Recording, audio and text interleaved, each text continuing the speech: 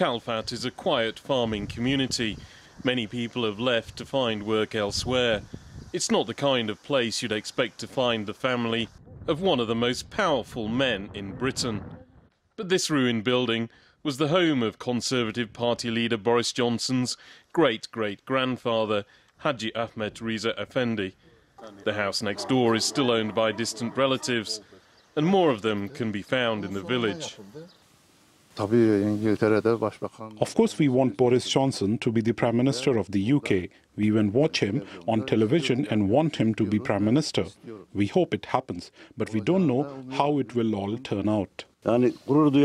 We as people of Kalfat and Chankiri would be very proud to see someone with Turkish roots become Prime Minister of a strong country like Britain. Traces of Johnson's family can be found in the graveyard. They took surnames such as Kaya and Demir after the founding of the Turkish Republic. Boris Johnson's great-grandfather, Ali Kemal, became a government minister towards the end of the Ottoman Empire. He was killed in the Turkish War of Independence, but he married a British woman and they had a son who became Boris's grandfather. Boris Johnson's ancestors were well known around these parts because they also had blonde hair. They were known as Sarah Olengiller, which means the blonde one, and his family. But we haven't seen any fair-haired people here, and the locals tell us they've all moved away. Mustafa Bal is the former mayor of Kalfat.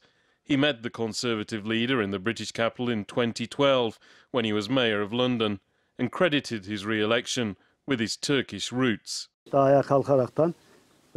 He stood up and beat his chest and said, "Because of my Turkish identity, I won the election."